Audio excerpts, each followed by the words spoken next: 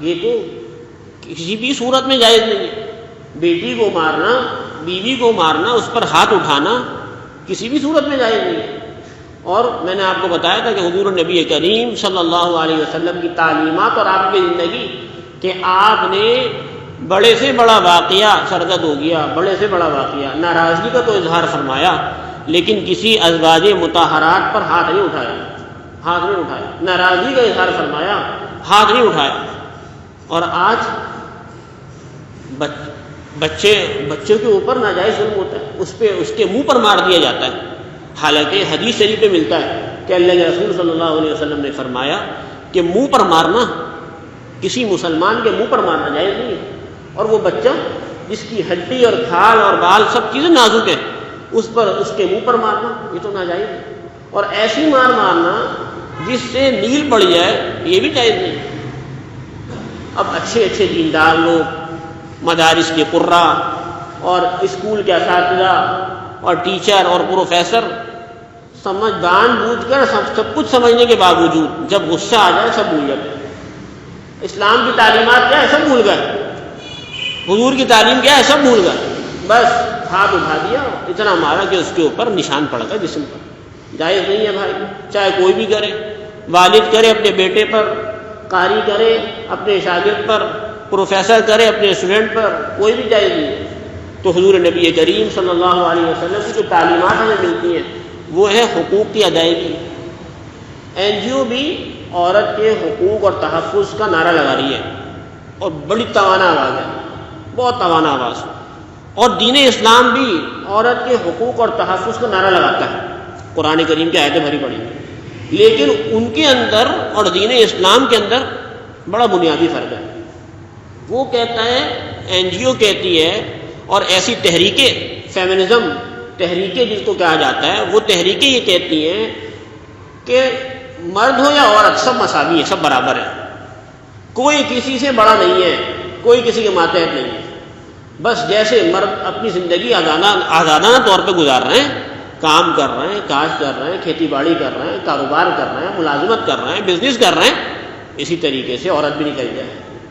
عورت بھی کاروبار کرے، تجارت کرے، ملازمت کرے، کھیتی باڑی کرے، آفسوں میں دفاتر میں کام کرے، وہ بھی یہی چاہتے ہیں. اور جب مساوی ہو جائے معاملہ تو عورت بھی کمانے کے قابل ہو جائے.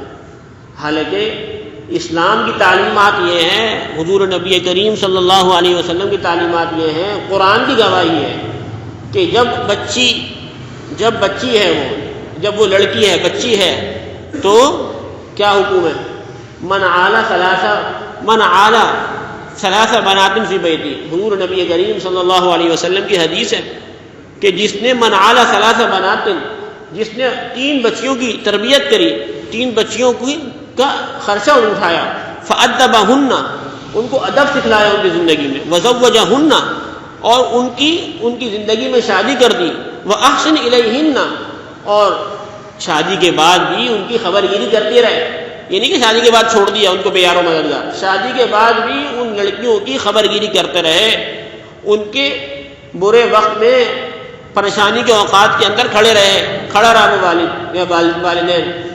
فلہ الجنہ. حضور نبی کریم صلی اللہ علیہ وسلم فرما رہے ہیں کہ اس کے لیے جنت کا وعدہ ہے. جو 3 لڑکیوں کی پرورش کرے، ان کو ادب سکھلائے، جب وہ بالغہ ہو جائیں، دوسری روایت کے اندر آتا ہے جب وہ بالغہ ہو جائیں ان کا اچھی جگہ نکاح کرے، اور ان کی اس کے بعد بھی خبرگیری کرتی رہے، ان کو ذلیل نہ کرے، تو فلاح الجنہ، ان کے لیے جنت ہے. اسلام کی تعلیمات تو یہ ہے کہ جب لڑکی بچی ہو اس کی خرچہ، نان نفقہ، تربیت والدین کے ذمہ. جب وہ بالغ ہو جائے اس کا نکاح کرا دیا، اب وہ ماتحت ہے اپنے شوہر کا انتقال ہو جائے، اس کے بیٹے ہو تو وہ ماتحت ہے اپنے بیٹوں کے خرچے میں، کھانے میں، پینے میں. تو شریعت کی تعلیمات تو یہ ہے. اور این جی او اور یہ فیمنزم تحریکیں کیا آوازیں لگا رہی ہیں؟ وہ لگا رہی ہیں یہ سب برابر ہے، آزادی چاہیے ہمیں، میرا جیسے میری مرضی. گھر کی چار دیواری کو قبول نہیں کرتے، اس کے اندر عورت کی عزت کم ہو جاتی ہے. حالانکہ حقیقت میں دیکھا جائے اور فطرتاً عورت کی پیدائش پر دیکھا جائے تو اللہ تعالیٰ نے اس کو 4 دیواری کے اندر منہدم چار دیواری کے اندر محدود کرنے میں اس کی عزت رکھی ہے. اس کی عزت اسی کے اندر ہے. عورت کا مطلب کیا ہے؟ چھپانا ستر سے. اور جو چیز عورت کی خاصیت یہ چھپی رہے گی تو اس کی عزت رہے گی، اور اگر یہ باہر نکل جائے گی تو ذلیل اور رسوا ہو جائے گی، خوار ہو جائے گی. تو ان کی بھی آواز ہے. عورتوں کے تحفظ اور حقوق کے لیے دین اسلام کی تعلیم بھی ہے، اس کی بھی آواز ہے عورتوں کے حقوق اور تحفظ کے لیے. لیکن دو بنیادی فرق، ایک بنیادی فرق، وہ آواز لگا رہے ہیں سب برابر ہے، سب برابر ہے، عورت بھی برابر، مرد بھی برابر، سب برابر ہے، سبوں کا حکم یکساں ہے. اور قرآن کیا کہہ رہا ہے؟ اسلام کیا کہہ رہا ہے؟ اسلام کہتا ہے نہیں، الرجال قوامون علی النساء، عورتیں مرد کے ماتحت ہیں. عورت مرد کے ماتحت ہے، عورت مرد کے ماتحت ہے. ماتحتی کے اتنے فوائد ہیں کہ انگنت فوائد ہیں. عورت مرد کے ماتحت ہے، جو کام کرے گی اپنے شوہر کی زیر سرپرستی میں کرے گی، اس سے پوچھ کے کرے گی، بغیر پیچھے کوئی کام نہیں کرے گی. اپنے شوہر سے مختلف اوقات میں زندگی کے مختلف مراحل میں مشورہ لے گی. کیوں؟ الرجال قوامون علی النساء. بھائی شادی ہوئی ہے مرد کے ساتھ، وہ اس کا خرچہ اٹھا رہا ہے، اس کا نان نفقہ اٹھا رہا ہے، اس کی ضروریات ہیں، اس کا مکان ہے، اس کے بچوں کی تعلیم و تربیت پر خرچ کر رہا ہے، اس کے لیے صبح سے لے کے شام تک محنت کر رہا ہے، تو وہ اس کے ماتحت ہے.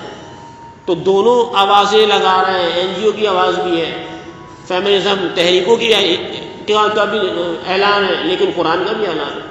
تو اب قرآن کریم میں بتانے کا، اتنی تفصیل بتانے کا مقصد یہ ہے کہ اللہ تعالیٰ نے متعلقہ عورتوں کے متعلق اتنے حقوق بیان کر دیے، ان کے تحفظ کے لیے، ان کے حقوق کی ادائیگی کے لیے. تو جو عورتیں تمہارے نکاح میں ہیں ان کا کتنا اکرام، کتنے ان کے حقوق کی رعایت کی جائے گی. اسی وجہ سے عرب کا ایک